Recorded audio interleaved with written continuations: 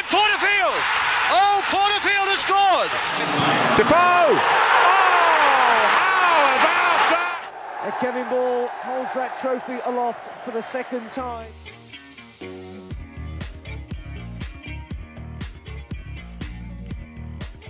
Alright, how's everybody getting on? Hope you're all alright. So, another torturous weekend of international football. So I just thought I'd jump on and do a quick update of all things Sunderland. A quick update of the shirt competition, which I said I was going to do when I got back off my holidays. As you can see, I've been a bit bored. So I've been messing about with the intro videos and the thumbnails. So let us know your thoughts on them. Are they better? Are they worse? Should I keep the same?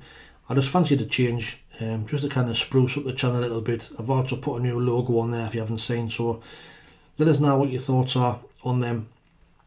But we are into the second international break of the season, and we do go in there top of the league again, thanks to Ilan Meslier's kind of howler last Friday against Leeds. I have seen it back, and to be fair, it does take a massive deflection. I think there's a bit of a bump on the pitch and it spins and it bounces past his arm.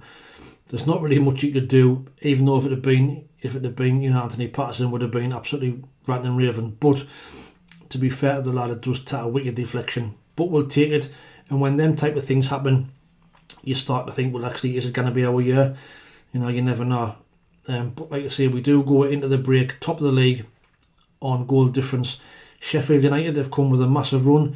Considering they've had 2 points deducted, they're still on joint points with us on 19. If they hadn't had them 2 points taken off them, they'd have been sitting top of the league. They are unbeaten as well, so they are a team to watch. They've kind of come up quietly on the rails, and they are sitting in second place. But a new head coach, or new assistant head coach, shall I say, so Pedro Ribeiro, I think that's how you spell it. Vastly experienced, despite only being 38-year-old. We know the ongoing search of this assistant head coach has been dragging on for weeks and weeks and weeks. We all thought that Reggie Lebris was going to bring his own assistant coach room.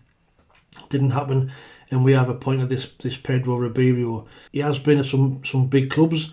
He was assistant manager to Vitor Pereira at Porto. He then went on to be assistant manager at Olympiacos, Ferencváros in 1860 München with Vitor Pereira. He's then gone back to Portugal to work with some local or lower league sides, where he's been a manager. Hasn't quite worked out, and now he's gone back to being an assistant. I think he's more suited to being an assistant than what he is a manager, from what I can gather. But he has had this to say: "I'm privileged to be part of one of the most historical and progressive football clubs in English football. It's a real honour, and I'm grateful for the trust placed in me. I'll do my best to contribute and to support our players as we all work to achieve Sunderland's long-term goals." So like I say, Yanni Young, but hopefully he can bring that experience. Hopefully, because we've took this long to appoint him, he's the right man, and he'll help Regis Lebris even further this season. He'll work alongside, obviously, Dodds and Proctor, etc. Christian Speakman said this: "We are delighted to welcome Pedro to Sunderland. We've been diligent and patient in identifying the right candidate for this role to ensure we build on the excellent progress we are making. Pedro has an impressive set of experiences. He can use these to provide an alternative perspective, but importantly, he is aligned to our values and playing identity. We wish him the best of luck and look forward to helping him settle into his new role." So the international break will obviously help him. He'll have a week or 2 weeks to work with the players who are not aware, and get to know the club and get to know the surroundings. So, all being well, this is going to be another step in the right direction and help us ultimately achieve our goal of getting back to the Premier League. We've also been linked this week, so you might have seen it in social media, well, namely the Sun. That's why I don't believe it's true. Excuse me. So the Sun have been reporting that we're able to bid for Jordan Henderson in the January transfer window to bring him back on loan for the second half of the season. Personally, I think it's a load of bollocks, because it's from the Sun, and when did they ever get any story right? And I think it's reporters just trying to sell a story during the break because they've got nothing else to write about. They're using the fact that he's not getting a game for Ajax, putting 2 and 2 together that we are doing win the league, and we'll bring him back in January. Would I take him? Well, of course I'd take him. You know, you'd be a fool not to. His experience and obviously the connection he's got with the club, but I just can't see it happening. First of all, wages. You know, what sort of wages is he going to want? Other teams will be interested. I think, you know, other big teams will want him. He's only 34. You know, our players now can go on to be 37, 38, 39. So I think he'd still be in demand. It'll only happen is if he wants to come back here, and he might make it happen himself. If obviously we want to take him back, but no doubt this is going to roll on until January. And we all know the Jermaine Defoe saga, how that rolled on, and he did come back, and we know what happened then. So let me know what your thoughts are on the prospect of Jordan Henderson coming back to Sunderland. Like I say, I'd love him to come back, but I just can't see that, and I just don't think we've got the resources, or I'd like to say, I think there'd be too many other bigger clubs that would want them as well. Positive sign, so Aaron Conley scored his first goal for the club in the 6-0 win in the under-21s against Derby on Monday night. Great to see him getting off the mark, but more importantly getting him fit to push for a place in the team and the squad for our game next weekend against Hull. So if you haven't seen it, here's his goal.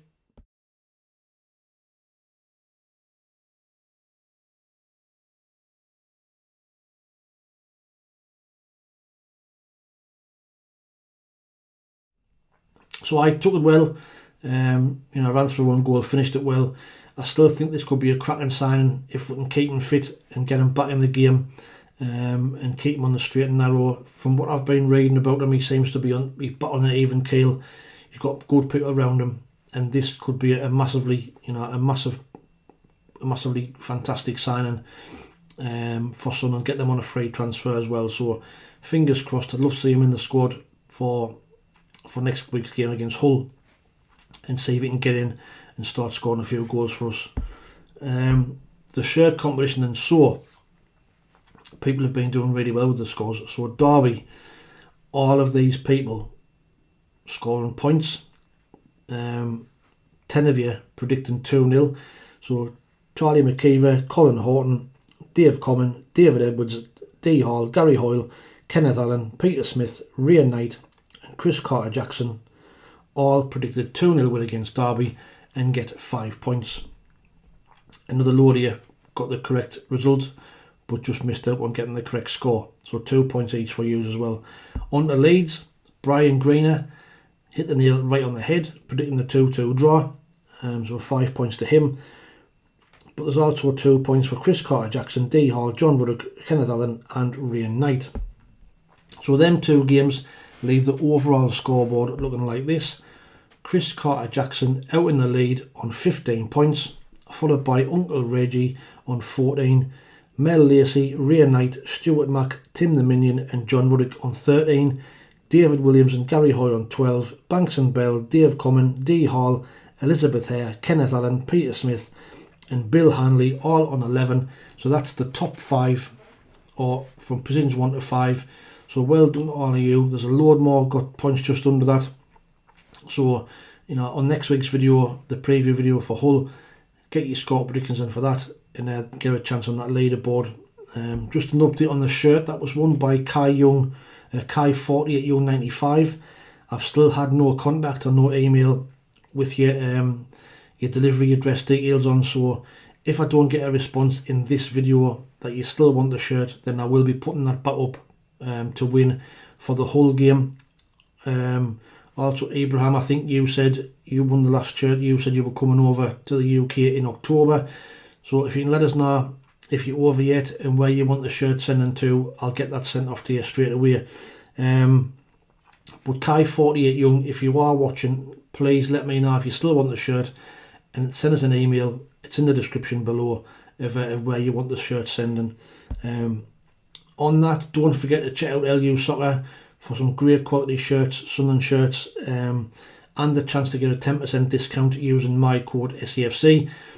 Like you know, the instructions and the code is all down in the descriptions below. If you get any issues, just drop us a message, drop us an email if you're struggling, and I'll sort it out for you. Also as well, don't forget to check out the Retro Hub. You can see they've got some great quality merchandise on there. Absolutely class retro and modern stuff. Again, the link is in the description below. Head across to there and get yourself some great quality retro and modern Sunderland merch. Well, all that's left to say is hope you all have a great weekend. Don't suffer too much with the internationals on. Watch out for the match preview coming out, like I say, next week for the whole game next weekend. And finally, please like, share and subscribe to the channel if you don't mind. It's greatly appreciated. Don't forget to let us know what your thoughts are on the new intro and the new logo and what have you in the thumbnails. But until the next time, thanks for watching. Take it easy, stay safe, and we'll speak soon. Ta-ra.